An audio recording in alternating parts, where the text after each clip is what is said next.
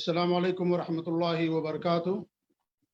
الحمدللہ رب العالمین الرحمن الرحیم مالک یوم الدین، واشهد ان لا الہ الا اللہ وحدہ لا شریک لہ، واشهد ان محمدا عبدہ ورسولہ، بلغ الرسالہ وادى الامانہ ونصح الامہ وترکها علی المحجۃ البیضاء لیلها کنہارها لا یزیغ عنها الا اذا كان من الهالکین، صلوات اللہ وسلامہ علیہ وعلی آلہ وعلی اصحابہ ومن اهتدى بهديه واستنى بسنته الى يوم الدين، اما بعد۔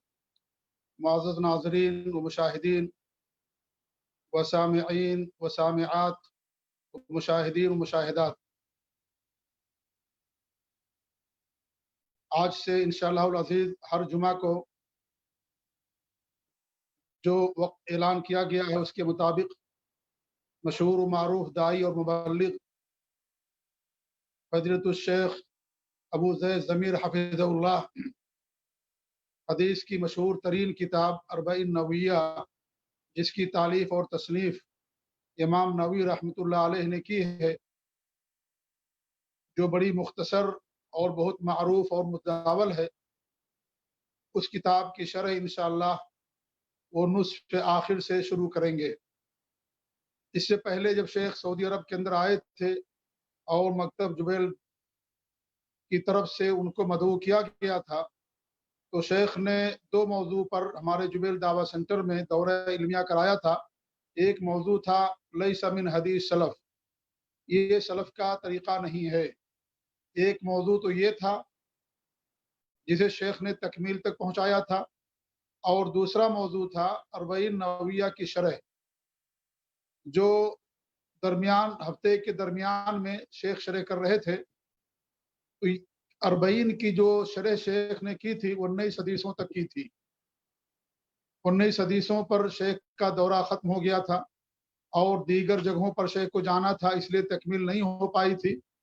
اور چونکہ کرونا وائرس کی وجہ سے بہت ساری پریشانیاں اور مصیبتیں پوری دنیا کے سامنے ہیں، تو ہم نے محسوس کیا اور سوچا کہ کیوں نہ شیخ سے ہی ہم اربعین نوویہ کی شرح کی تکمیل کرائیں۔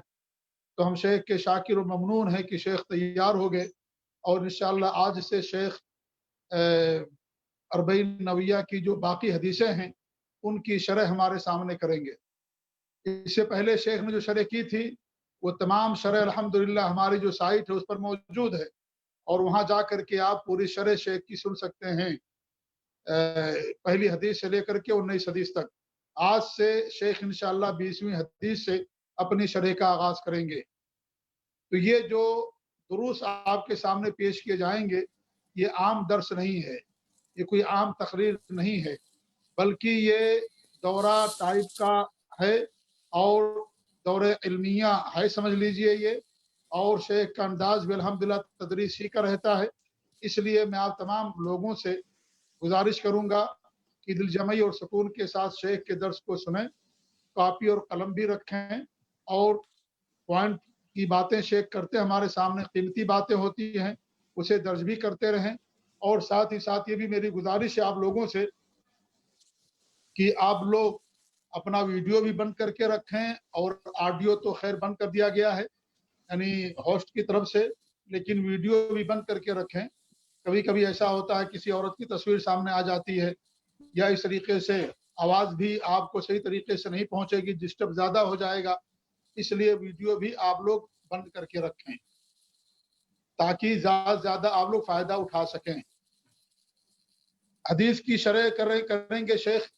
حدیث یہ دین اسلام کا دوسرا مصدر ہے، اور دوسرا مصدر کا مطلب یہ نہیں ہے کہ اس کا درجہ کم ہے قرآن کریم سے۔ قرآن کریم سے حجت کے اعتبار سے، دلیل کے اعتبار سے دونوں برابر ہیں، وحی کے اعتبار سے، کیونکہ جس طریقے سے قرآن اللہ رب العالمین نے اتارا اس طریقے سے حدیث کو بھی اتارا۔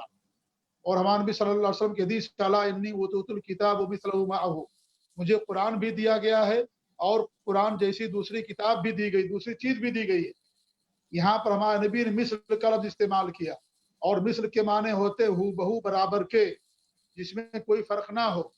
تو مطلب یہ ہے کہ جس طرح سے قرآن محفوظ ہے حدیث بھی محفوظ ہے، جس طریقے سے قرآن وحی ہے اللہ کے رسول کی حدیثیں اور سنتیں بھی وحی ہیں، جس طریقے سے قرآن حجت ہے उस तरीके से हदीस भी हुज्जत है।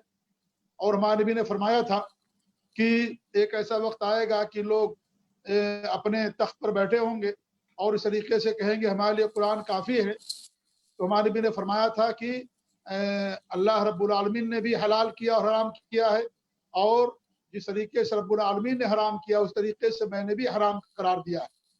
तो दोनों में कोई फ़र्क नहीं है। यानी कुरान से जो हुर्मत साबित हो उसका दर्जा और जो हदीस साबित हो, दोनों के अंदर कोई फ़र्क नहीं है हुर्मत के लिहाज से। ये हदीस का मकाम है, ये हदीस का मर्तबा है कि जिसकी शरह इंशाअल्लाह आज से आप लोगों के सामने शेख मोहतरम करेंगे। ये हदीस ये दूसरे नंबर पर जो हम कहते हैं, ये तरतीब में दूसरे नंबर पर है, वरना हुज्जत के लिहाज से, दलील और हिफाजत के लिहाज से दोनों में कोई फ़र्क नहीं है। तरतीब मतलब ये है कि कुरान पहला, उसके बाद हदीस। जैसे मैं मिसाल दिया करता हूँ समझाने के लिए कि किसी के पास 2-3 औलाद हैं, तो एक बड़ी औलाद है, एक दरमियानी, एक छोटी, 5-6 लड़के हैं उनके, या 5-6 औलाद हैं, तो सब बराबर हैं।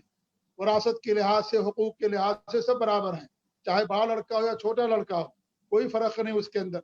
ये सिर्फ तरतीब ज़मनी है, ज़माने के लिहाज से तरतीब रखी गई है। इसी तरीके से कुरान और हदीस दूसरे नंबर पर है, क्योंकि कुरान के अल्फाज महफूज हैं और इस तरीके से कुरान की तिलावत की जाती है, और कुरान आखिरी दुनिया में उठा लिया जाएगा। कुरान अल्लाह रब्बुल आलमीन का कलाम है, हदीस हमारे नबी का कलाम है, और हदीस के मानी अल्लाह की तरफ से हैं। तो ये कुछ फ़र्क हैं, वरना हुज्जत के लिहाज से, दलील बुरहान के लिहाज से, हिफाजत के लिहाज से और कुरान और हदीस के अंदर कोई फ़र्क नहीं है। तो अल्हम्दुलिल्लाह आज से शेख मोहतरम अरबईन, जो बड़ी ही मोतबर और मशहूर किताब है, शेख आ चुके हैं, और इसलिए मैं अब कुछ नहीं कहूँगा, क्योंकि हम खुद शेख से सुनने के लिए बेताब हैं और शेख के शाकिर, और हम ममनून हैं कि शेख ने हमें वक्त दिया। हम अल्लाह ताला से दुआ करते हैं कि अल्लाह रब्बुल आलमीन शेख के इल्म में इजाफा फरमाए, और अल्लाह रब्बुल आलमीन हमें शेख से ज़्यादा से ज़्यादा इस्तिफादा करने की तौफीक दामन। जज़ाकुमुल्लाह खैर। वस्सलामु अलैकुम रहमतुल्लाहि व बरकातुहू।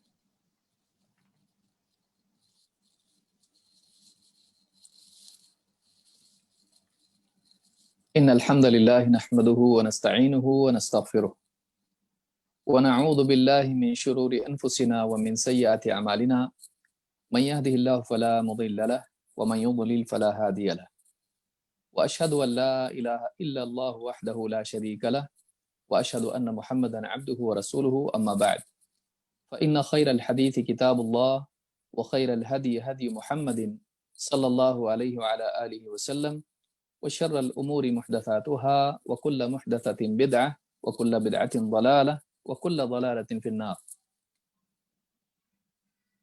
قال الله تبارك وتعالى وأنزلنا إليك الذكر لتبين للناس ما نزل إليهم ولعلهم يتفكرون. اللہ رب العالمین کا بہت بڑا احسان ہے، اس کا انعام ہے، اس کا فضل و کرم ہے کہ اللہ تعالیٰ نے اس دینی مجلس میں ہم سب کو جمع کیا کہ ہم قرآن و سنت کی بات کو سنیں، سیکھیں اور اس کو سمجھنے کی کوشش کریں۔ اللہ رب العالمین کی حمد و ثنا کے بعد میں جبیل دعوت سینٹر کے ذمہ داران، متعاونین، خصوصاً شیخ محمد مختار مدنی حفظہ اللہ کا شکر گزار ہوں کہ انہوں نے اس دینی مجلس کا، دینی بزم کا انعقاد کیا اور ہم سب کے لیے ثواب کا ایک ذریعہ اور راستہ کھولا۔ اللہ تعالیٰ اس دینی مجلس سے ہم سب کو واقعی فائدہ پہنچانے کی اور فائدہ حاصل کرنے کی توفیق عطا فرمائے۔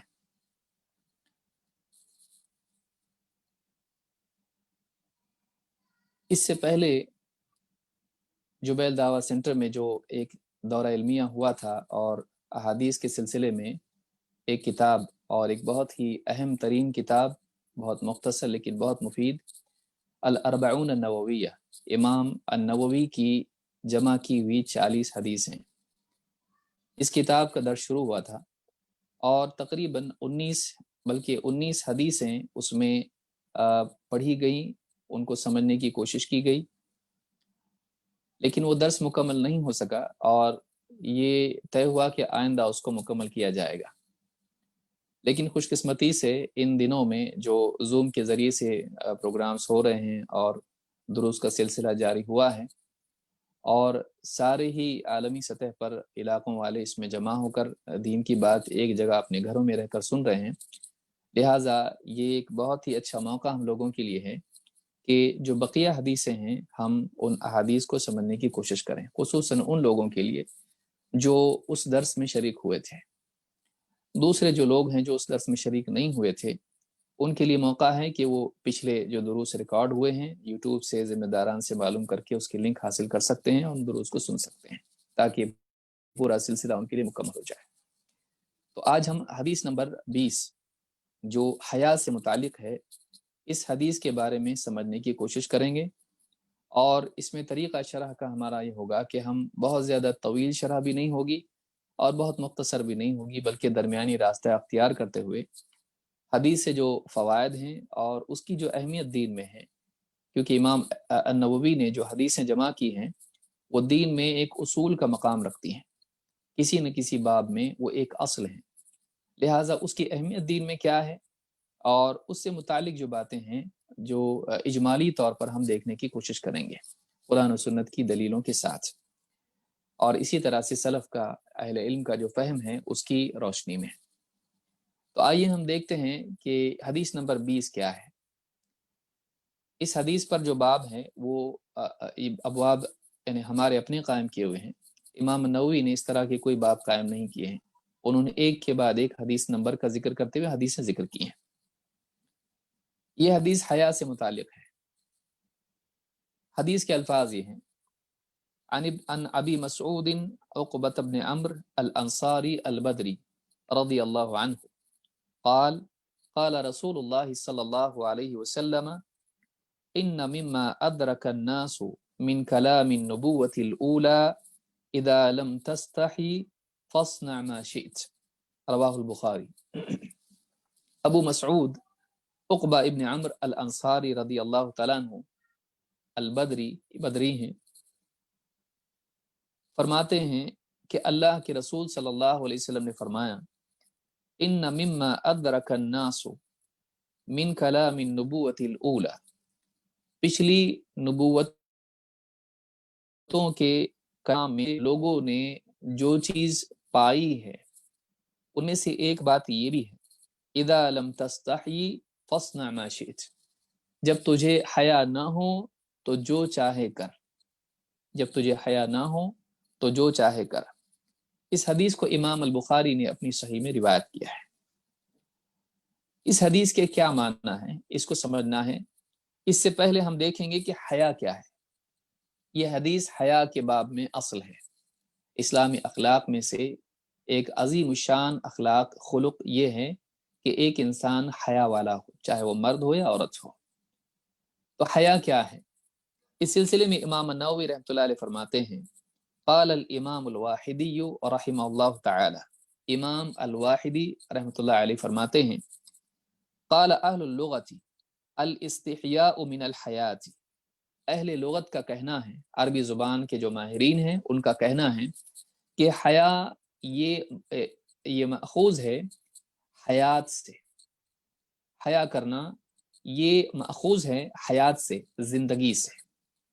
वस्तहया अर्रजुलु मिन क़ुव्वतिल हयाति फ़ीही लिशिद्दति इल्मिही बिमवाक़िअल ऐब, फरमाते हैं कि कहा जाता है कि फलां शख्स ने हया की, आदमी हया करता है उसमें हयात की कुव्वत की वजह से, उसकी ज़िंदगी वो मुर्दा नहीं है, वो जिंदा है, लिहाजा उसकी हयात से उसमें शऊर है, उस शऊर के नतीजे में वो हया करता है। क्यों? लिशिद्दत इल्मिही बिमवाक़िअल ऐब, ऐब के मवाक़े के इल्म की शिद्दत की वजह से वो हया करता है। क्या मतलब है इसका? इमाम नववी ने इसको अपनी शरह में जिक्र किया, सही मुस्लिम की शरह में। फरमाते हैं कि यानी यहाँ मतलब क्या है कि एक इंसान अगर मुर्दा है तो उससे अगर लिबास हटा दिया जाए तब भी उसको कोई फर्क नहीं पड़ता है, उसमें हयात नहीं है। उसकी कोई बेइज्जती कर दें तब भी उसको कोई फर्क नहीं पड़ता है, क्योंकि उसमें जिंदगी नहीं है, वो बस एक लाश है। लेकिन अगर एक इंसान सोया हुआ है तब भी अगर कोई उससे चादर खींच ले तो फौरन उसकी आंख खुल जाती है और वो अपनी चादर पकड़ लेता है। اس سے زیادہ بڑھ کے یہ کہ اس کا لباس اگر کوئی اس سے چھیننا چاہے تو وہ اس کی کوشش کرتا ہے کہ ایسا نہ ہو. کیوں؟ اس لیے کہ وہ نہیں چاہتا ہے کہ اس کے جسم کے حصے لوگوں کے سامنے ظاہر ہوں اور وہ شرمندہ ہو. اسی طرح سے کوئی اس کی بے عزتی کرے، کوئی اس کے ساتھ بدسلوکی کرے یا کوئی غلط کام لوگوں کے سامنے کرنے سے وہ شرماتا ہے. کیوں؟ اس لیے کہ وہ عیب ہے اور وہ نہیں چاہتا ہے کہ لوگوں کے سامنے اس کا عیب ظاہر ہو. تو ایسے تمام معاملات میں آدمی اپنے آپ کو بچاتا ہے جہاں پر اس کا عیب ظاہر ہو یا کوئی عیب اس کے ساتھ جوڑا جائے. تو مواقع العیب کے علم کی شدت کی وجہ سے ایک انسان حیا کرتا ہے. کیوں؟ اس لیے کہ اس میں زندگی ہے. اس میں اشارہ اس چیز کی طرف کہ اگر ایک انسان سے حیا چھین لی جائے، وہ بے حیا ہو جائے، تو قلب کی سطح پر گویا کہ وہ مر چکا ہے. ایک انسان دل کی سطح پر گویا کہ اس کی موت ہو گئی، اس کا شعور ختم ہو گیا، وہ ایسی جیسے کوئی مردہ انسان ہے. آئیے آگے بڑھتے ہیں.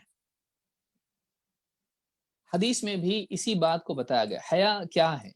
فی نفسی حیا یہ ہے کہ ایک انسان ایسا کام کرنے سے بچنے کا احساس رکھتا ہو جس سے اس کی بے عزتی ہوتی ہے. لیکن بے عزتی کبھی مخلوق کے سامنے ہوتی ہے اور کبھی خالق کے سامنے. ایک انسان کا جو شعور ہوتا ہے اس کے اعتبار سے کبھی وہ مخلوق کے بارے میں سوچتا ہے، کبھی خالق کے بارے میں. اللہ کے نبی صلی اللہ علیہ وسلم نے بتلایا کہ واقعی خوف اور حیا یہ ہے کہ ایک انسان اللہ کے سامنے شرمندہ ہونے سے بچے، ایسے تمام کاموں سے بچے جن سے ایک انسان دنیا میں بے عزت ہو سکتا ہے اور آخرت میں بھی.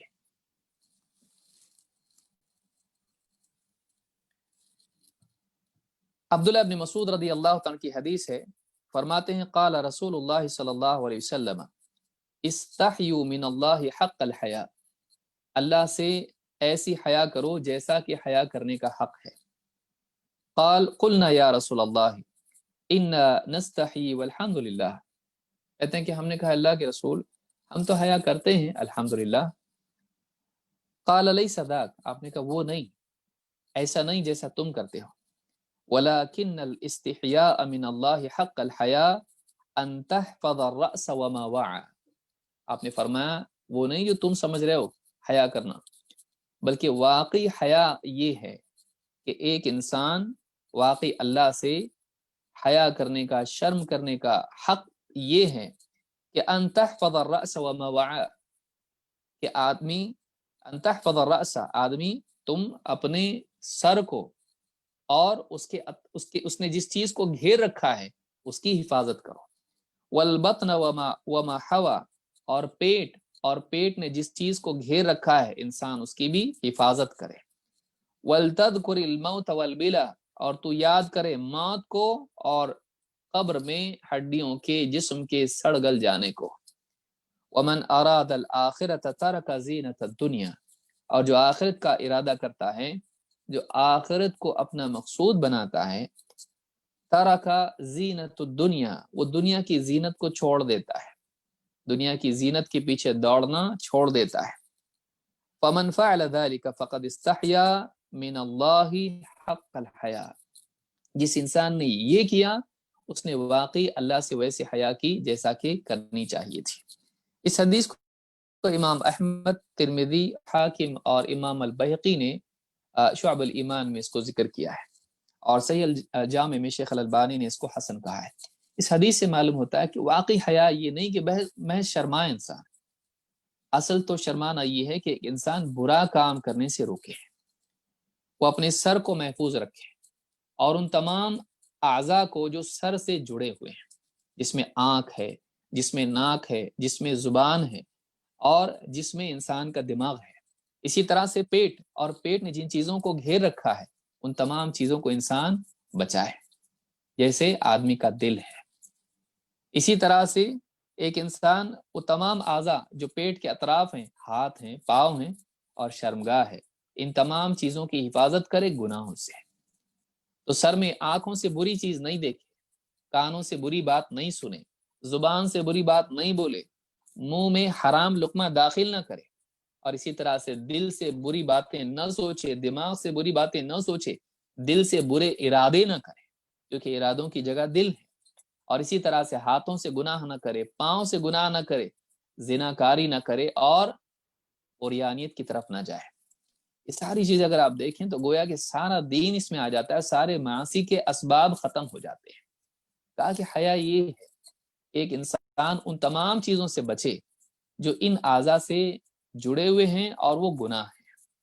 لہٰذا اس حدیث سے بات معلوم ہوتی ہے کہ محض شرمانا کوئی بات نہیں ہے، وہ ابتدا ہے، لیکن اس کا حق یہ ہے اور کمال یہ ہے اور واقعی اللہ کا مطالبہ یہ ہے کہ ایک انسان ان تمام گناہوں سے بچے جو ان اعضاء سے ہوتے ہیں۔ حیا کے سلسلے میں علماء نے کہا کہ حیا دو طرح کی ہوتی ہے، ایک وہ جو انسان کی جبلت میں ہے، اور دوسری حیا وہ ہے جو اللہ رب العالمین کی معرفت کے نتیجے میں پیدا ہوتی ہے۔ پہلی حیا کون سی ہے؟ جو انسان کی فطرت میں اللہ نے رکھی ہے۔ ایک بچہ بھی اگر اس کے کپڑے آپ چھیننے کی کوشش کریں بڑا ہونے کے بعد کچھ، تو وہ شرماتا ہے، اور لوگوں کے درمیان بے عزت ہونے سے وہ شرماتا ہے، لوگوں کے سامنے کچھ بولنے سے، ایسا کوئی اس کا ہنسی مذاق کرے تو اس کو برا لگتا ہے، اس کو شرم آتی ہے ایسی چیزوں سے جس سے اس کی بے عزتی ہو۔ یہ ہر انسان کی فطرت میں ہے، چاہے وہ مسلمان ہو غیر مسلم ہو، تو یہ جبلت میں ہے، انسانوں میں شرم و حیا ہوتی ہے، وہ نہیں چاہتے کہ عیب ان کے ساتھ جوڑا جائے۔ لیکن یہ حیا وہ نہیں ہے جو اللہ واقعی چاہتا ہے، یہ شروعات ہے۔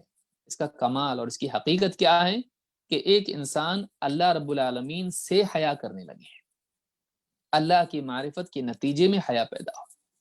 وہ کون سی معرفت ہے؟ کہ میری زبان سے نکلنے والے کلمات اللہ اس کو سنتا ہے، میں جو بھی اعمال کرتا ہوں اللہ رب العالمین اس کو دیکھتا ہے،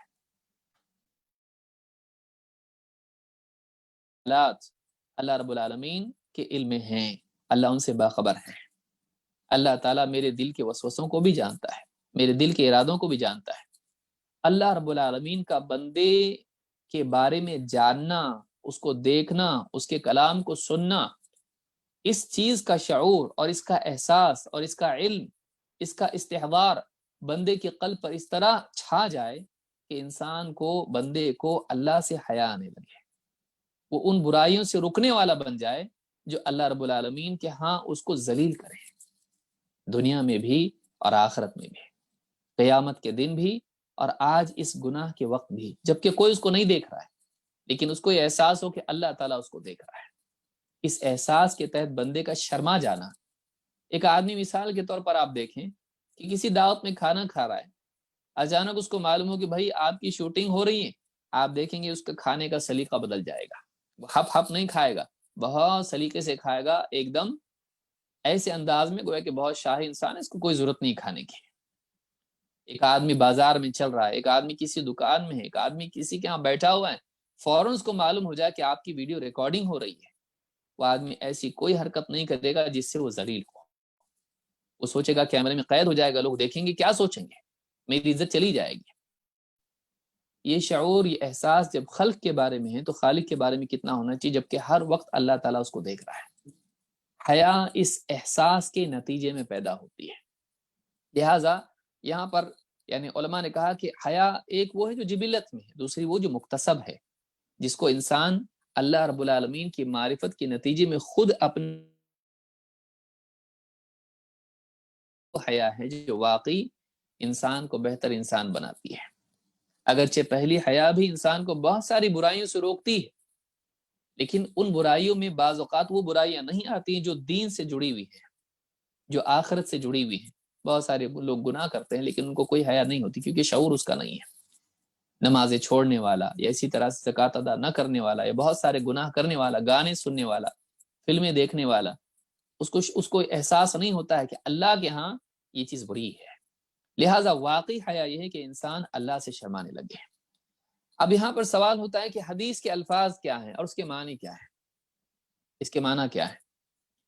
اذا لم تستحی فاصنع ما شئت، یعنی آپ نے فرمایا کہ پچھلی نبوت کے کلام میں سے ان مما ادرک الناس من کلام النبوۃ الاولى، نبوت میں پچھلے نبیوں کے کلام میں سے جو کلام نسل در نسل لوگوں تک منتقل ہوتا آیا ہے اور جو ہمارے دین میں بھی معتبر ہے، یعنی یہ واقعی صحیح طور پر ہم تک بھی پہنچا ہے اور اس کو اس شریعت میں بھی، اس دین میں بھی مانا گیا ہے، یہ منسوخ ہوا ہے، اور وہ کیا ہے؟ اذا لم تستحی فاصنع ما شئت، جب تجھے حیا نہ ہو تو جو چاہے کر۔ یہ حدیث اتنی جامع ہے کہ کئی پہلو کو اپنے اندر سمیٹے ہوئے ہیں۔ بہت اختصار کے ساتھ ہم کوشش کریں گے اس کو سمجھنے کی۔ ایک معنی علماء نے کہا، اس میں تین باتیں علماء نے کہی ہیں۔ نمبر ایک، یہ جو حکم ہے یہاں کہا جا رہا ہے کہ اگر تجھے حیا نہ ہو تو جو چاہے کر، کیا اس میں جو چاہے کرنے کی اجازت ہے، یا کیا معنی ہے اس میں کہ اگر حیا نہ ہو تو جو چاہے کر؟ کیا مطلب ہے؟ کیا اس میں حکم ہے جو چاہے کرنے کا، یا کوئی اور معنی اس میں ہے؟ تین معنی علماء نے ذکر کیے ہیں۔ نمبر ایک، کہا کہ ایک معنی یہ کہ یہ امر تحدید ہے، یہ ڈانٹ ہے، جو جی میں آئے کر، اس طرح سے ڈانٹ ہے کہ اگر تجھے حیا نہ ہو جو جی میں آئے کر۔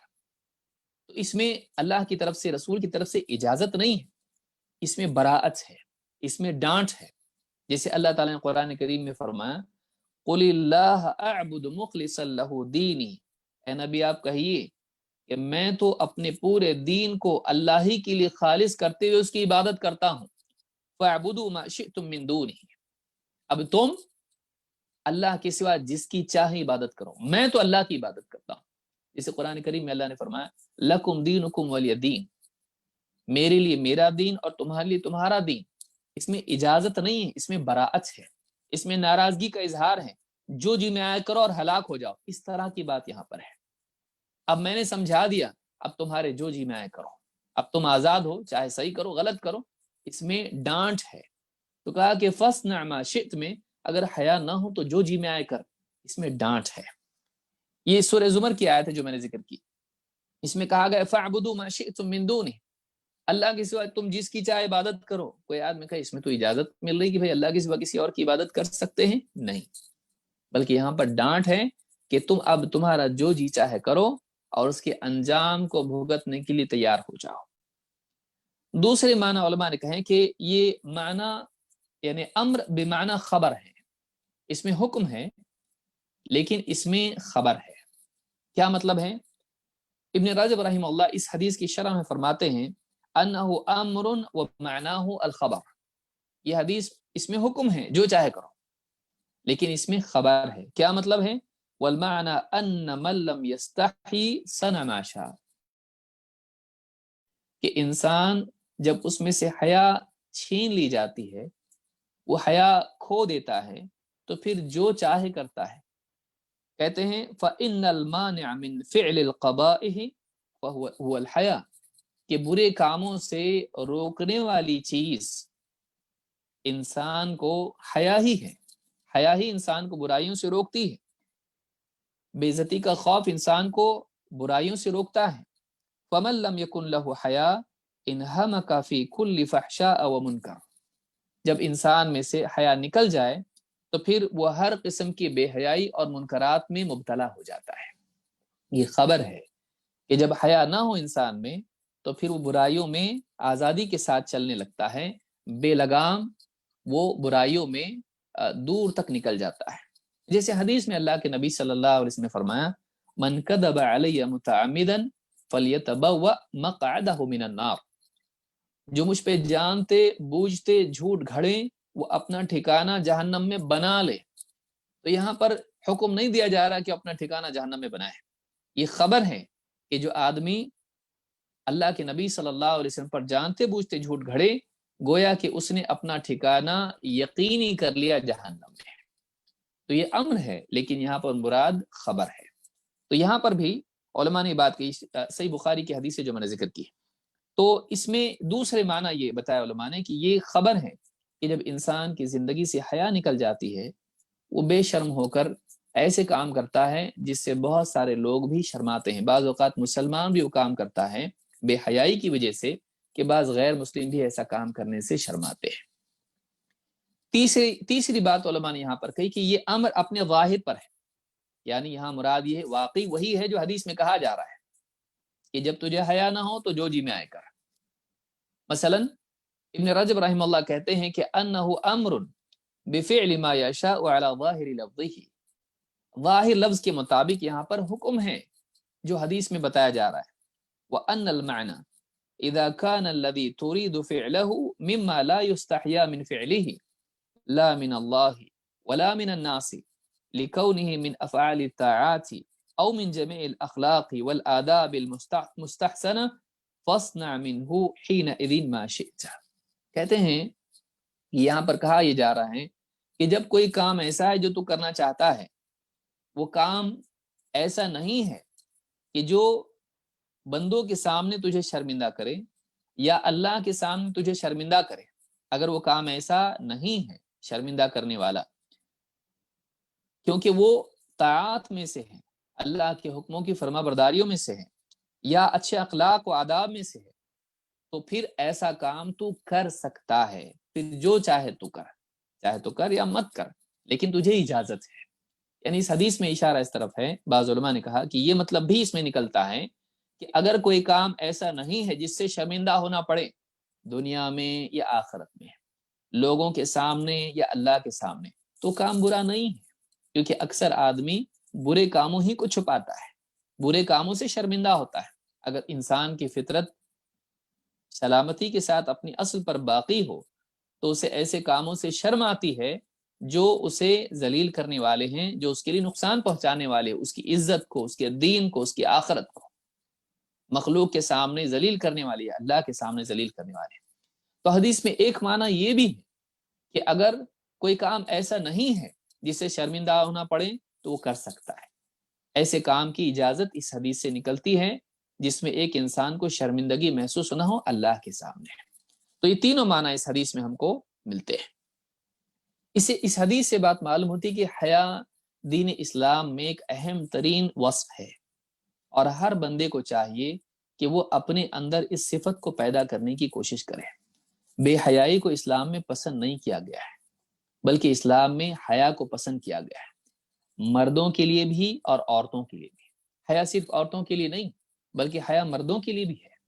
ایسے تمام کاموں سے شرم محسوس کرنا جو انسان کو ذلیل کریں دنیا و آخرت میں، تو اس سے ایسے کاموں سے بچنا چاہیے۔ اللہ کے نبی صلی اللہ علیہ وسلم فرماتے ہیں ان لکل دین خلقا وان خلق الاسلام الحیا، ہر دین کا ایک اخلاق ہوتا ہے، ہر دین کا ایک امتیازی اخلاق ہوتا ہے، اور اسلام کا امتیازی اخلاق حیا ہے۔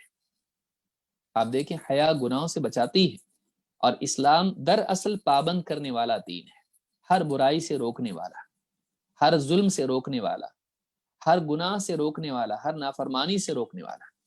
تو حیا ہے جو انسان کو روکتی ہے، اور اسلام یہی تعلیم دیتا ہے۔ تو اسلام کا امتیازی اخلاق حیا ہے۔ اسلام میں بے حیائی کے لیے جگہ نہیں ہے۔ ایک انسان سر عام لوگوں کے سامنے گندی باتیں کرے، ایک انسان لوگوں کے سامنے عریانیت کے ساتھ آئے، زناکاری عام ہو، بے پردگی عام ہو، اسلام اس کو پسند نہیں کرتا ہے۔ مرد و زن کا اختلاط ہو، بے حیائی کے ساتھ ایک دوسرے کے سامنے آئے، اسلام اس کو پسند نہیں کرتا ہے۔ اسلام میں پردہ، زبان کی حفاظت، نگاہوں کو نیچا رکھنا، اور اسی طرح سے زنا سے اپنے آپ کو بچانا، اور فحش کلام سے اور فحش کاموں سے اپنے آپ کو بچانا، یہ ساری چیزیں اسلام میں ہیں۔ تو اسلام دین حیا ہے، اسلام بے حیائی والا دین نہیں ہے۔ تو اس حدیث میں آپ نے فرمایا کہ ہر دین کا ایک اخلاق ہوتا ہے، اور اسلام کا اخلاق حیا ہے۔ اس حدیث کو امام ابن ماجہ نے روایت کیا، اور یہ حدیث حسن ہے۔ سیل جامع صغیر میں 2149 پر یہ حدیث موجود ہے۔ بلکہ حیا کا بہت بڑا تعلق انسان کے ایمان سے ہے، بلکہ اگر واقعی غور کیا جائے تو حیا انسان کے ایمان کی قوت کا نتیجہ ہے۔ جیسا کہ ہم نے شروع میں بھی دیکھا، اللہ کے رسول صلی اللہ علیہ وسلم فرماتے ہیں الحیاء والایمان قرنا جمیعا، حیا اور ایمان دونوں کو جوڑی کے ساتھ رکھا گیا ہے، حیا اور ایمان کو ساتھ ساتھ جوڑا گیا ہے، ان کی جوڑی ہے۔ فَإِذَا رُفِعَ أَحَدُهُمَا رُفِعَ الْآخَرُ، جب ان میں سے ایک اٹھا لیا جاتا ہے تو دوسرا بھی اٹھا لیا جاتا ہے۔ یعنی انسان کے دل سے اگر حیا نکل جائے تو بہت ممکن ہے اس کے بعد اس کا ایمان بھی نکل جائے۔ انسان کو اگر احساس ہی نہ ہو کہ اللہ تعالیٰ کی پسند کیا ہے اور اللہ کو ناپسند کیا ہے، انسان کو اگر احساس ہی ختم ہو جائے کہ میں اللہ کی نافرمانی کر رہا ہوں، حلال و حرام کی تمیز ہی ختم ہو جائے، وہ حرام کو بھی حلال مان لے، وہ گناہ کو بھی نیکی سمجھنے لگے، یا گناہ کو بھی جائز کر لے اپنے لیے، تو ایسے آدمی کا ایمان کا کیا حال ہے؟ تو کہا کہ انسان کا ایمان اس کی حیا کے ساتھ جڑا رہتا ہے، حیا اور ایمان کی جوڑی ہے، ایک نکل جائے دوسرا بھی نکل جاتا ہے، اٹھا لیا جائے یعنی انسان سے وہ سلب کر لیا جائے، انسان سے وہ چھین لیا جائے۔ لہٰذا یاد رکھیں کہ بے حیائی گناہوں کا دروازہ کھولتی ہے، اور گناہ انسان کے ایمان کو کمزور کرتے ہیں، اس کے ایمان کو برباد کرتے ہیں۔ لہٰذا بے حیائی کے نتیجے میں انسان کا ایمان برباد ہوتا ہے، اور کبھی حالت یہ پہنچ جاتی ہے، یہاں تک نوبت آ جاتی ہے کہ آدمی کچھ ایسے کفریہ کلمات زبان سے بول دیتا ہے، ہاں میں کروں گا۔ جیسے ایک عورت سے کہا جائے کہ بھئی یہ بے حیائی اچھی بات نہیں ہے، پردے کے ساتھ رہو، کہا کہ میں پردے وردے کو نہیں مانتی، جو پرانے زمانے کا طریقہ ہے۔ کسی آدمی سے کہا جائے بھئی شراب کھلے عام لوگوں کے سامنے پی رہے ہو، لوگ دیکھ رہے ہیں تم کو، کچھ تو شرم کرو، کہے نہیں شرم کروں گا، میں پیوں گا، لوگوں کے سامنے پیوں گا، اور سب کے سامنے پیوں گا، روز پیوں گا۔ بعض اوقات انسان اس سے کوئی کہ حرام ہے بھئی، میں نہیں مانتا اس کو حرام ہے۔ بعض اوقات گناہوں پر اصرار انسان کو کفر کی طرف لے جاتا ہے، لہٰذا انسان کو اس سے بچنا چاہیے۔ جو حدیث میں نے ذکر کی، اس کو امام حاکم اور امام البیہقی نے شعب الایمان میں ذکر کیا ہے، اور صحیح الجامع الصغیر میں 1603 پر یہ حدیث موجود ہے اور صحیح ہے۔ اللہ کے نبی صلی اللہ علیہ وسلم فرماتے ہیں الحیاء لا یأتی الا بخیر، حیا بھلائی ہی لاتی ہے، حیا خیر ہی لاتی ہے۔ بعض لوگ یہ شبہ ان کو ہوتا ہے کہ شرمانا نہیں چاہیے بھائی، شرمانا نہیں چاہیے، تم کیوں شرماتے ہو، شرمانا اچھی بات نہیں ہے۔ نہیں، ایسا بولنا غلط ہے۔ اللہ کے نبی صلی اللہ علیہ وسلم نے ایک صحابی کو دیکھا، اپنے بھائی کو سمجھا رہے ہیں، کہا کہ تم شرماتے ہو تمہارا نقصان ہوگا۔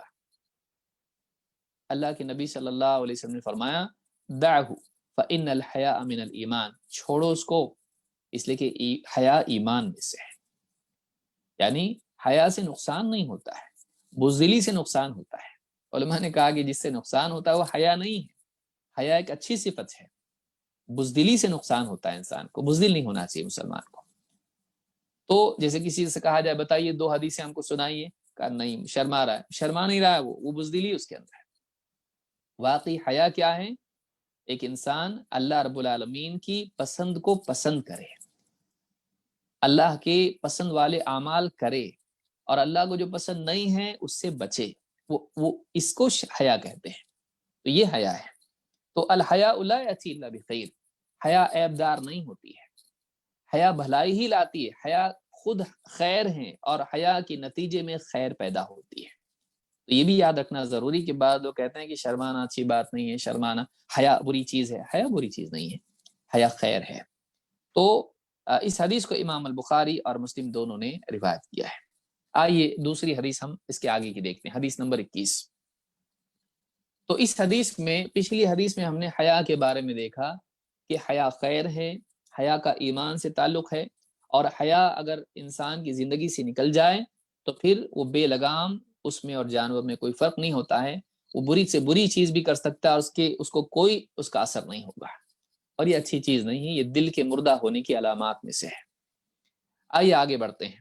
اب ہم جو حدیث دیکھیں گے اس میں ایمان اور استقامت کی اہمیت بتائی گئی ہے، اور یہ بھی بہت اہم حدیث ہے۔ حدیث نمبر 21، عن ابی عمرو وقیل ابی عمرة سفیان بن عبد الله الثقفي رضی اللہ عنہ قال قلت یا رسول اللہ قل لي في الإسلام قولا لا أسأل عنه أحدا غيرك قال قل آمنت بالله ثم استقم، رواہ مسلم۔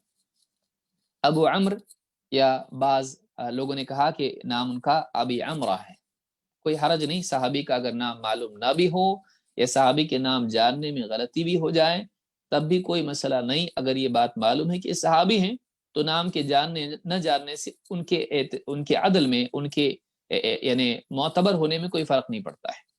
بلکہ اگر کوئی تابعی کہیں کہ میں نے ایک صحابی سے حدیث سنی، تب بھی اس سے کوئی مسئلہ نہیں پیدا ہوتا ہے، چاہے انہیں ہم جانیں یا نہ جانیں، بس ان کا صحابی ہونا ان کے معتبر ہونے کے لیے کافی ہے۔ تو کہا کہ ابو عمرو یا ابی عمرہ ان کی کنیت ہے، تو ان سے روایت ہے، اور ان کا نام ہے سفیان ابن عبداللہ الثقفی، سفیان ابن عبداللہ الثقفی رضی اللہ عنہ۔ فرماتے ہیں میں نے اللہ کے رسول صلی اللہ علیہ وسلم سے عرض کیا، کہا کہ اللہ کے رسول، مجھے اسلام کے بارے میں ایک ایسی بات بتائیے کہ آپ کے سوا پھر اس کے بعد مجھے کسی اور سے پوچھنے کی ضرورت باقی نہ رہے۔ بعض باتوں میں غیرک ہے، یعنی لا اسأل عنہ احدا غیرک، بعض میں بعدک ہے، آپ کے بعد یا آپ کے سوا کسی اور سے اس بارے میں مزید پوچھنے کی ضرورت باقی نہ رہے۔ کیونکہ ایسا ہوتا ہے، کوئی بڑا ہم سے کوئی بات کہتا ہے لیکن اس میں کچھ پہلو ایسے ہوتے ہیں کہ مزید سمجھنے کی ضرورت باقی ہوتی ہے، اس کے سمجھنے کے لیے کسی اور کی طرف رجوع کرنا پڑتا ہے۔ جیسے رسول اکرم صلی اللہ علیہ وسلم کی احادیث، اس کو سمجھنے کے لیے صحابہ یا اہل علم کی طرف آدمی رجوع کرتا ہے کہ مزید اس کو سمجھائیے کیا ہے، اس کی شرح کی ضرورت پیش آتی ہے۔ لیکن کہا کہ مجھے ایسی بات بتائیے کہ پھر مجھے آپ کے بعد اس بارے میں کسی اور کو پوچھنے کی ضرورت باقی نہ رہے۔ لا اسأل عنہ احدا غیرک، آپ نے فرمایا قل آمنت باللہ ثم استقم، ایک نصیحت جس کا زندگی بھر انسان اہتمام کرے کامیاب ہونے کے لیے، جو دین میں اصل الاصول ہے، مرکزی بات ہے، جس کا اہتمام کرنے سے نجات یقینی ہو، اور پھر کسی اور سے پوچھنے کی ضرورت باقی نہ رہے اور کیا کرنا پڑے گا، بس ایک ایسی نصیحت کیا ہے؟ آپ نے کہا قل آمنت باللہ ثم استقم، کہ میں ایمان لایا اللہ پر، پھر اس کے بعد استقامت اختیار کر۔ اس حدیث کو امام مسلم نے روایت کیا ہے۔ صحیح مسلم کے نسخوں میں عام طور سے یہ حدیث جو آئی ہے وہ قل آمنت باللہ فاستقم اس طرح سے آئی ہے، لیکن بعض اہل علم نے، ممکن ہے امام نووی تک وہ نسخہ اس طرح کا نسخہ پہنچاؤ جس میں ثم استقم ہے، یا انہوں نے یادداشت سے اس کو ذکر کیا ہو۔ تو قل آمنت باللہ ثم استقم، کہ میں اللہ پر ایمان لایا، پھر اس کے بعد استقامت اختیار کر۔ اس حدیث سے دو باتیں معلوم ہوتی ہیں، ایک اللہ پر ایمان کی اہمیت، دو استقامت کی اہمیت۔ اللہ پر ایمان کے اقرار کی اہمیت، اور دو اس اقرار کے بعد استقامت۔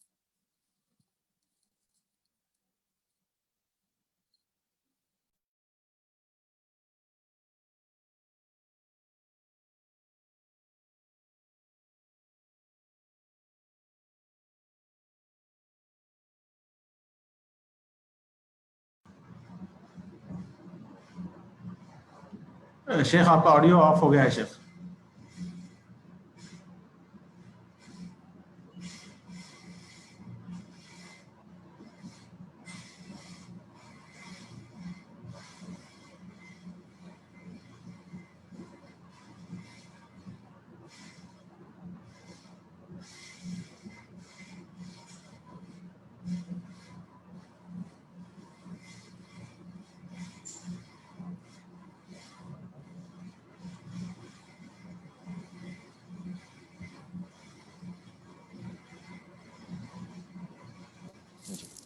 وہیں سے ہوا ہے جی جزاک اللہ خیر، آ گیا شیخ۔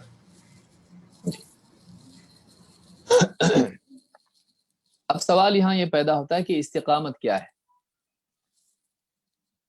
ابن رجب رحمہ اللہ فرماتے ہیں والاستقامت ہی سلوک الصراط المستقیم وهو الدین القیم، استقامت صراط مستقیم پر چلتے رہنے کا نام ہے۔ صراط مستقیم سے مراد دین قیم یعنی قائم دین، پختہ دین، دین اسلام ہے۔ من غیر تعریج عنہ یمنة ولا یسرة، من غیر تعریج عنہ یمنة ولا یسرة، کہ آدمی صراط مستقیم پر لگاتار چلتا رہے، نہ دائیں مڑے نہ بائیں مڑے۔ وَيَشْمَلُ ذَلِكَ فِعْلَ الطَّاعَاتِ كُلِّهَا، اس میں آ جاتا ہے، کیا آ جاتا ہے؟ اللہ تعالیٰ کے تمام حکموں کو پورا کرنا، تمام طاعات کا اہتمام کرنا، الظاہرہ والباطنہ، چاہے وہ ظاہری ہو یا باطنی ہو، یعنی چاہے وہ نماز ہو، مثلا ظاہری عمل ہے، یا دل کا خشوع ہو جو کہ نماز میں ضروری ہے، تو ظاہری اعمال ہوں یا باطنی اعمال ہوں، تمام احکام کو پورا کرنا، تمام طاعات کا اہتمام کرنا۔ وَتَرْكَ الْمَنْهِيَّاتِ كُلِّهَا كَذَلِكَ، اور اللہ تعالیٰ کی تمام منع کی ہوئی چیزوں کو چھوڑ دینا۔ فَصَارَتْ هَذِهِ الْوَصِيَّةُ جَامِعَةً لخصال الدین کلیہا، فرماتے اس طرح اگر دیکھا جائے تو یہ جو وصیت اللہ کے رسول صلی اللہ علیہ وسلم کی ہے وہ تمام اچھی خصلتوں کو جمع کر دیتی ہے، یعنی دین کے تمام اوصاف کو، دین کی تمام باتوں کو شامل کر دیتی ہے اپنے اندر اور جمع کر لیتی ہے اپنے اندر یہ وصیت کہ اللہ پر ایمان لانے کی بات کہہ کہ میں اللہ پر ایمان لایا اور پھر استقامت اختیار کر۔ تو استقامت میں یہ آتا ہے کہ اللہ کے تمام حکموں کو پورا کیا جائے اور تمام منع کی ہوئی چیزوں سے بچا جائے، چاہے وہ چیزیں ظاہری ہوں یا باطنی ہوں۔ تو یہ پوری کی پوری چیز یعنی صراط مستقیم پر دوام کے ساتھ چلتے رہنا، نہ دائیں مڑنا نہ بائیں، یعنی نہ کوتاہی کرنا نہ غلو کرنا۔ انسان دو میں سے ایک کرتا ہے، جب دین پر چلتا ہے تو بعض اوقات کوتاہی کرتا ہے کہ کرنے کے کام نہیں کرتا ہے، یا جتنا کرنا چاہیے اس سے کم کرتا ہے، یا پھر جتنا اللہ نے کہا ہے اس سے زیادہ کرتا ہے، جتنا اللہ نے کہا ہے، جتنا رسول صلی اللہ علیہ وسلم نے بتایا اس سے زیادہ کرتا ہے، یعنی اپنی طرف سے دین میں بدعت داخل کر دیتا ہے، شدت برتتا ہے، غلو کرتا ہے، یا پھر ایسا کرتا ہے کہ جتنا کرنا ہے اتنا نہیں کرتا ہے۔ 5 نمازیں فرض ہیں، 5 میں سے کم پڑھ رہا ہے، 30 روزے فرض ہیں، رمضان کا پورا مہینہ، لیکن ناقص کرے گا، کچھ رکھے گا کچھ نہیں، تو کبھی کوتاہی کرتا ہے، یا پھر کرنے لگے تو بعض اوقات غلو کرتا ہے، اپنی طرف سے نمازیں گھڑ لیتا ہے، اپنی طرف سے روزے گھڑ لیتا ہے، اپنی طرف سے بدعات ایجاد کر لیتا ہے۔ استقامت کیا ہے؟ استقامت ان دونوں کے درمیان چلنے کا نام ہے۔ استقامت یہ ہے کہ نہ انسان کوتاہی کرے نہ انسان حدیں پار کرے، بلکہ سیدھے راستے پر، صراط مستقیم پر، دین اسلام پر چلتا رہے، جتنا کرنا چاہیے، جیسا کرنا چاہیے اس کی رعایت کرتے ہوئے۔ تو یہ بہت بڑی چیز ہے کہ ایمان بھی اس میں آ گیا اور طاعت بھی اس میں آ گئی اور منع کی ہوئی چیزوں سے بچنا بھی اس میں آ گیا، یہ پورا کا پورا دین اس میں آ گیا ہے۔ اب آئیے دیکھتے ہیں کہ یہاں پر حدیث میں تفصیلی بات کیا ہے۔ قل آمنت باللہ فاستقم، کہ میں اللہ پر ایمان لے آیا۔ اللہ پر ایمان لانا کیا ہے؟ اس کی تفصیل میں ہم نہیں جائیں گے، لیکن اختصاراً بات یہ ہے کہ کہتے ہیں اہل علم نے کہا، شیخ عثیمین کہتے ہیں کہ قل آمنت باللہ یشمل قول اللسان وقول القلب، کہ میں اللہ پر ایمان لایا کا مطلب یہ نہیں کہ صرف زبان سے بول دے میں اللہ پر ایمان لیا ہے، نہیں، بلکہ اس میں دل کا قول بھی شامل ہے، یعنی آدمی زبان سے تو کہے لیکن دل میں اقرار اور اطمینان ہو اس پر۔ منافقین کی طرح اس کا اقرار نہ ہو کہ وہ کہتے تھے ہم اللہ پر اور آخرت کے دن پر ایمان لے آئیں، لیکن اللہ نے کہا وما ہم بمؤمنین، لیکن یہ حقیقت میں ایمان والے نہیں ہیں۔ کیوں؟ ان کا اقرار زبانی ہے، لسانی ہے، ان کا اقرار قلب کی یقین اور قلب کے اقرار کے ساتھ نہیں ہے۔ وہ کہتے تھے ہم گواہی دیتے ہیں، لیکن ان کی گواہی جھوٹی تھی۔ تو یہاں پر یہ بھی ضروری ہے کہ آدمی کا اقرار صرف زبانی نہ ہو، اس کا اقرار دل کا بھی اقرار ہو، وہ دل میں بھی اس بات پر یقین کرتا ہو کہ کس چیز پر یقین کرے۔ اللہ پر ایمان لانا کیا اللہ کے وجود ہی کو ماننا ہے بس؟ نہیں، بلکہ اللہ تعالیٰ کی ربوبیت، اس کی الوہیت اور اس کے اسماء و صفات میں توحید پر ایمان لانا، یہ بھی یاد رکھیں۔ وہ اللہ کے سوا کسی اور کو اپنا رب نہ مانتا ہو، وہ اللہ کو مانتا ہو۔ قل آمنت باللہ، اللہ ہے بس اتنا ماننا ہے۔ کئی لوگ ایسا مانتے ہیں۔ اللہ پر ایمان لانے کا مطلب کیا ہے؟ اس اللہ پر ایمان لانا جو قرآن و سنت میں جس کا تعارف پیش کیا گیا ہے، اور ان تقاضوں کے ساتھ ایمان لانا جو اس میں بتائے گئے ہیں۔ اللہ رب العالمین کو رب ماننا اور اللہ کے سوا کسی اور کو رب نہیں ماننا، وہ میرا مالک ہے، وہ رب ہے، کائنات کا نظام وہ چلاتا ہے۔ اللہ کو معبود ماننا، اللہ کے سوا کسی اور کو معبود نہیں ماننا اور اس کے سوا کسی اور کی عبادت نہیں کرنا، وہی تمام عبادات کا حقدار ہے، سجدوں کا حقدار ہے، دعا کا حقدار ہے، وہ قربانی کا حقدار ہے، وہ ہر قسم کی عبادت کا حقدار ہے، چاہے وہ ظاہری ہو یا باطنی ہو۔ اس کے سوا کوئی معبود نہیں ہے، اس کے سوا جتنے بھی معبود بنائے ہوئے ہیں وہ سب جھوٹے معبود ہیں، سچا معبود صرف اور صرف ایک اللہ ہے۔ اس طرح اللہ پر ایمان لانا ہے، اس طرح اللہ پر ایمان کا اقرار کرنا ہے، اللہ رب العالمین کے اسماء و صفات میں اس کو منفرد اور کامل ماننا ہے، کہ اللہ تعالیٰ نے جتنی باتیں اپنے بارے میں بیان کی اس میں کوئی عیب نہیں ہے، اللہ تعالیٰ تمام خوبیوں والا ہے، اللہ تمام عیوب سے پاک ہے، اور اللہ تعالیٰ کی ان صفات میں، ان اسماء میں اللہ کا کوئی شریک نہیں ہے۔ اللہ جیسا کوئی نہیں، لیس کمثلہ شیء، اللہ کی طرح کوئی نہیں ہے۔ تو یہ تین چیزیں ہیں اس یقین کے ساتھ اللہ پر ایمان لانا، اور صرف ایمان نہیں لانا، اس کا اقرار زبان سے بھی کرنا۔ قل آمنت باللہ، کہہ میں اللہ پر ایمان لایا، پھر فاستقم، پھر اس پر جم جا۔ شیخ محمد بن صالح بن عثیمین کہتے ہیں ہاتان الکلمتان جمعتا الدین کلہ، 40 کی شرح میں کہتے ہیں کہ یہ دو کلمے ہیں، قل آمنت باللہ ایک کلمہ، ثم استقم یہ دوسرا کلمہ، کہتے ہیں ہاتان الکلمتان جمعت الدین کلہ، یہ پورے کے پورے جمعت الدین کلہ، ان دو کلمات نے پورے دین کو جمع کر لیا اپنے اندر۔ پورا دین یہی ہے، ایمان اور عمل صالح، ایمان اور عمل، اقرار اور اس کی تصدیق اپنے عمل سے۔ تو یہ پورا کا پورا دین ان دو کلمات میں آ جاتا ہے۔ اس اعتبار سے اس حدیث کو آپ دیکھیں، جسے امام نووی نے ذکر کیا ہے، یہ استقامت میں اصل ہے، یہ استقامت میں اصل ہے، کہ اصل دین استقامت ہے۔ اللہ تعالیٰ قرآن کریم میں فرماتا ہے ان الذین قالوا ربنا اللہ ثم استقاموا فلا خوف علیہم ولا هم يحزنون، جن لوگوں نے کہا کہ ہم نے اللہ ہمارا رب ہے اور پھر استقامت اختیار کی، ان پر آخرت میں مرتے وقت نہ خوف ہوگا اور نہ وہ غمگین ہوں گے، آنے والے مراحل کا خوف نہیں اور پچھلا کھویا ہوا اس کا غم نہیں۔ اولئک اصحاب الجنۃ خالدین فیہا، اولئک اصحاب الجنہ، یہ جنتی ہیں، خالدین فیہا، یہ اس جنت میں ہمیشہ ہمیشہ ہمیشہ رہیں گے، جزاء بما کانوا یعملون، یہ بدلہ ہے ان اعمال کا جو کرتے رہے۔ سورہ الاحقاف آیت نمبر 13-14۔ یہاں بتایا گیا کہ اللہ کو رب ماننے کے بعد استقامت اختیار کرنے کا فائدہ کیا ہے۔ اس کا فائدہ یہ ہے کہ اللہ رب العالمین ایسے لوگوں کو خوف اور غم سے نجات دے دے گا ہمیشہ کے لیے۔ خوف و غم سے نجات اس دنیا میں ایسا نہیں ہو سکتا ہے، کتنا بھی مالدار ہو فقر و فاقے کا خوف ہے، صحت مند ہے بیماری کا خوف ہے، کتنا بھی پایا ہوا ہو کچھ نہ کچھ کھونے کا غم ہے۔ دنیا میں خوف اور غم سے پاک زندگی ممکن نہیں، آخرت میں ایسا ہوگا۔ لیکن آخرت میں کن کو نصیب ہوگا یہ؟ دنیا کے مالداروں کو، دنیا کے بڑوں کو نہیں، یہ ان لوگوں کو نصیب ہوگا جنہوں نے اللہ ہی کو اپنا رب مانا اور پھر استقامت اختیار کی، اللہ کو اپنا رب بنایا۔ اللہ نے فرمایا جزاء بما کانوا یعملون، یہ بدلہ ہے ان کے اعمال کا۔ دنیا میں ایمان کا اقرار کرنے کے بعد امتحان ہے، اس امتحان میں ثابت قدم رہنا آخرت میں انسان کو فکر اور خوف اور غم سے نجات والی زندگی دلاتا ہے۔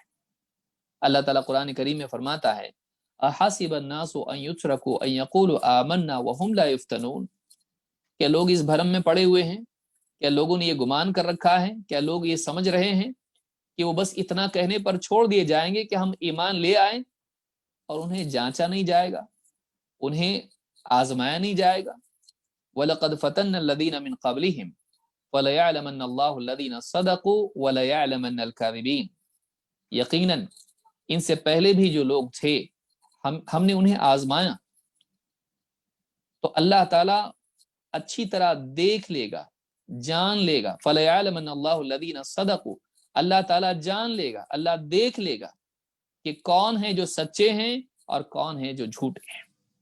اقرار کس کا سچا ہے، اقرار کس کا جھوٹا ہے، کس کا اقرار پختہ ہے، کس کا اقرار کچا ہے، اللہ دیکھ لے گا۔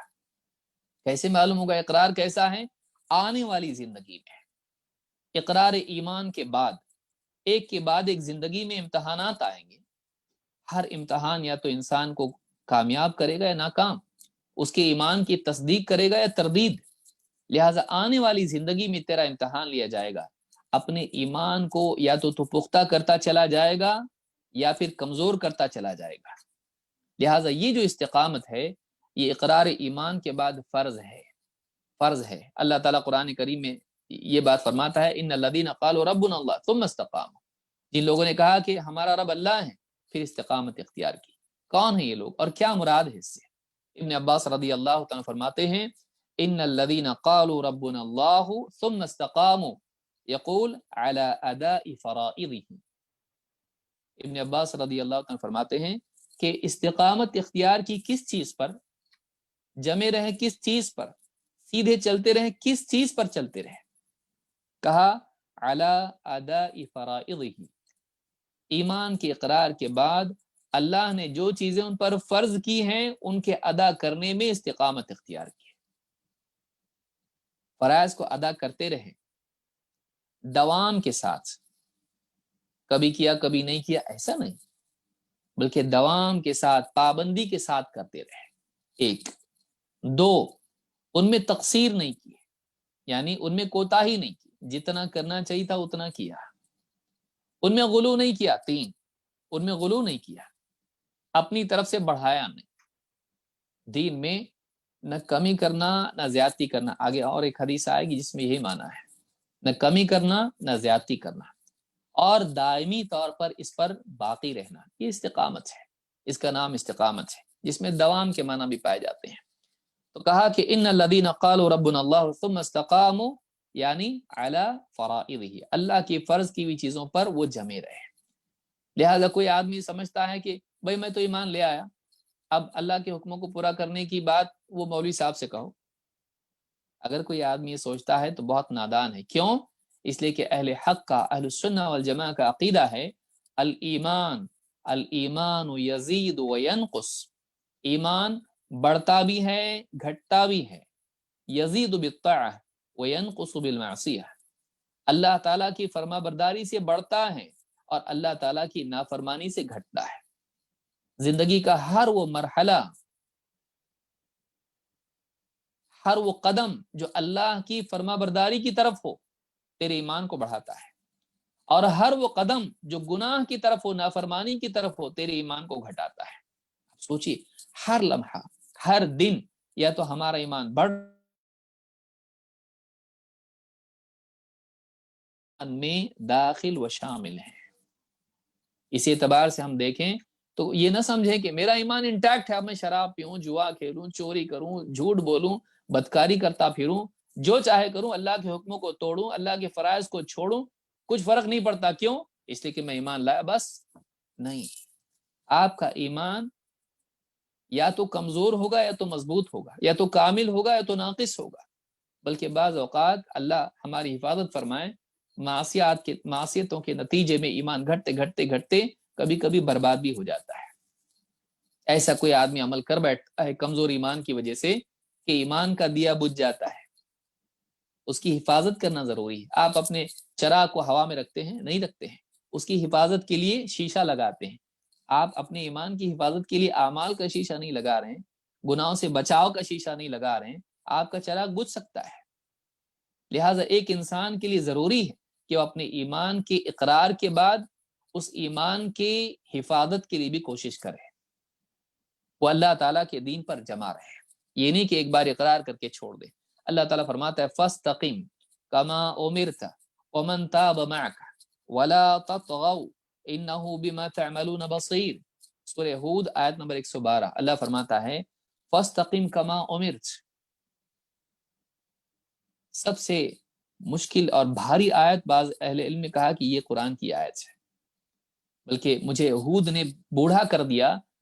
وہ کیا ہے؟ وہ یہی آیت ہے بنیادی طور پر، اصل یہی بات اس میں ہے۔ اللہ کے نبی صلی اللہ علیہ وسلم فرمایا شیبتنی ہود، مجھے سورہ ہود نے بوڑھا کر دیا۔ کیسے؟ اس آیت کے نتیجے میں۔ اس آیت میں کیا ہے؟ فَاسْتَقِمْ كَمَا أُمِرْتَ، تو دین پر قائم رہ ویسے جیسے اللہ کا حکم ہے۔ اللہ کے حکم کے مطابق جمنا پڑے گا تجھ کو، بہت بھاری حکم ہے یہ۔ جیسے اللہ چاہتا ہے ویسے بننا، جیسے اللہ نے حکم دیا، جیسے اللہ نے حکم دیا ویسے بننا۔ فَاسْتَقِمْ كَمَا أُمِرْتَ وَمَنْ تَابَ مَعَكَ، اور وہ لوگ بھی جو تیرے ساتھ توبہ شرک سے، کفر سے توبہ کر کے ایمان میں آئے ہیں، اہل ایمان، ان کو بھی چاہیے کہ وہ جیسے اللہ نے حکم دیا وہ دین پر قائم رہے۔ وَلَا تَطْغَوْا، اور سرکشی نہ کرو، اللہ کی حدوں کو پار کر کے باہر نہ جاؤ، اللہ کی منع کی ہوئی چیزوں میں داخل مت ہو۔ وَلَا تَطْغَوْا، سرکشی نہ کرو، حدیں پھلانگ نہ جاؤ، इन्नहु बिमा तअमलून बसीर, यकीनन अल्लाह ताला तुम्हारे सारे अमाल को देख रहा है। तो यहाँ पर ये नहीं कहा कि ईमान लाना काफी हो गया तुम्हारे लिए, बल्कि कहा ईमान लाने के बाद अहले ईमान को चाहिए कि जैसे अल्लाह ने हुक्म दिया है उस हुक्म पर इस्तिकामत इख्तियार करें। तो यहाँ पर ये बात हमारी समझ में आती। तो इस्तिकामत ये है कि इंसान दीन पर जमे और दीन में न कमी करे न ज्यादती, न कोताही करें न बिदात में मुब्तला हो। इन दोनों से बचते हुए वो अपने आप को पाबंद करें इल्म का, वो अपने आप को पाबंद करें ईमान का, ईमान के तकाज़ों को पूरा करता रहे, जो भी तकाजा ईमान उससे करें उसको पूरा करें। तो ये जो हदीस है हमको ये बताती है कि इंसान ईमान लाने के बाद उसका इम्तहान होना लाजमी है, वाजिबी है, होकर रहेगा, चाहे अमीर हो या गरीब हो। अमीर का इम्तहान उसकी अमीरी में है, गरीब का इम्तहान उसकी गुर्बत में है, चाहे वो सेहतमंद हो बीमार हो, उसका इम्तहान है। ईमान लाने के बाद में इम्तहान होगा, उस इम्तहान में हमको कामयाब होना है। उस इम्तहान में कामयाबी क्या है? हम अल्लाह जो चाहता है, अल्लाह ने जो हमको कहा है, हम उसके पाबंद हो जाए। ईमान के बाद अपनी ख्वाहिशात की पैरवी न करें, बल्कि अल्लाह की मर्जियात के ताबे हो जाए। अपनी मर्जी के ताबे नहीं हूं, मैं जो चाहूंगा करूंगा, मैं अपने दिल का मालिक हूं, नहीं, मैं अल्लाह के हुक्म का ताबे हूं। अल्लाह ने जो हुक्म दिया, अब मुझको, मैं गुलाम हो गया। इन्नल्लज़ीना क़ालू रब्बुना अल्लाह, उन्होंने कहा हमारा रब अल्लाह है। तुम इस्तक़ामू, जब तूने अल्लाह को रब माना, अपना मालिक माना, अब तेरी आज़ादी खत्म, तेरी आज़ादी खत्म हो गई। अब तेरा मोमिन कैसे जीता दुनिया में? मेरा एक मालिक है, मैं अपने दिल का मालिक नहीं हूं, मेरा एक मालिक है। वो कौन है? वो अल्लाह है। वो जो हुक्म मुझको देगा, मुझको उसको पूरा करना है, मेरी कोई मर्जी नहीं। इन्ना लिल्लाहि व इन्ना इलैहि राजिऊन क्यों पढ़ते हैं? हम अल्लाह ही के हैं और अल्लाह के पास पलट के हमको जाना है। हमारा सब कुछ अल्लाह का है, सर से पांव तक हम अल्लाह के बंदे हैं। मादिन फ़िया हुक्मुक, हम क्या कहते हैं? अल्लाह मेरी जात में तेरा हुक्म चलता है। रज़ीतु बिल्लाहि रब्बा, मैं राजी हुआ अल्लाह के रब होने पर। क्या है ये? अल्लाह मेरा मालिक है, अल्लाह का फैसला चाहे मेरी पसंद के मुताबिक हो, चाहत के मुताबिक हो या ना हो, मैं राजी हूं उससे। इन्नल्लज़ीना क़ालू रब्बुना अल्लाह, हमारा मालिक अल्लाह है, हमारा रब अल्लाह है। रब के माना अरबी जुबान में मालिक के होते हैं। तो अल्लाह को अपना मालिक मानने के बाद अल्लाह के हुक्मों को पूरा न करना, ये तजाद बयानी है। अल्लाह को मालिक मानने के बाद अल्लाह के हुक्मों को पूरा न करना सेल्फ कॉन्ट्रडिक्शन है। उसकी बात टकरा रही, उसकी जिंदगी और उसकी जुबान टकरा रही है। ऐसा नहीं होना चाहिए। उसकी जुबान की तस्दीक उसका अमल करना चाहिए, उसके इकरार की तस्दीक उसका अमल करना चाहिए। इस हदीस में यही बताया गया है कि इकरार कर ईमान का, ये नजात के लिए जरूरी है। इसके बगैर आदमी ईमान वाला नहीं हो सकता है। अल्लाह को रब माने, अल्लाह को सबसे बड़ा मकाम, मालिक का मकाम अपनी जिंदगी में आदमी दे। अपनी ख्वाहिश का गुलाम ना बने, बल्कि अल्लाह का गुलाम बने। लेकिन फिर अल्लाह को रब मानने का इकरार करने के बाद हर कदम पर तेरा इम्तहान आएगा कि तू अपनी मर्जी पूरी करता है कि रब की मर्जी पूरी करता है, अपनी चाहत पूरी करता है कि अपने रब की चाहत पूरी करता है। फस्तकीम, अब इस्तिकामत इख्तियार कर। तेरा दिल चाहेगा नमाज ना पढ़ूं, सो जाऊं, लेकिन रब की चाहत है कि तू बिस्तर छोड़ और नमाज के लिए आ। तेरा जी चाह रहा है कि गर्मी का मौसम है, कुछ खा लूं पी लूं, लेकिन रोजा है, रब का हुक्म है, रब की चाहत है कि तू भूखा रहे। तो अब अपने दिल की नहीं, अपने रब की मानेगा। ये इस्तिकामत है। निगाहों की हिफाजत, जुबान की हिफाजत, हाथों को जुल्म से रोकना, कदमों को गुनाह की तरफ बढ़ने से रोकना, ये असल है। तो इस हदीस में बात मिली कि हम ईमान के कलिमे के इकरार पर इसको अपने लिए काफी न समझें। यकीनन ईमान का इकरार जरूरी है नजात के लिए और वो असल है, लेकिन उसकी हिफाजत कैसे होगी? अमाल के जरिए से, अपनी जिंदगी से अपने ईमान का सबूत पेश करें। अपनी जिंदगी को ऐसा बनाएं कि उसकी अमली जिंदगी और ईमान को अलग न किया जा सके। उसका कौल اور اس کا عمل دونوں مطابقت اس میں ہو، اس کا عمل اس کے قول کی تصدیق کرتا ہے۔ تو میں سمجھتا ہوں آج کے لیے اتنا کافی ہے، اور مزید انشاءاللہ احادیث ہم اگلے درس میں دیکھیں گے، کوشش کریں گے کہ زیادہ حدیثیں ہوں اور تھوڑی کم تشریح اس کی ہو، تاکہ زیادہ سے زیادہ مواد کم سے کم وقت میں مکمل ہو سکے۔ اقول هذا واستغفر الله لي ولكم۔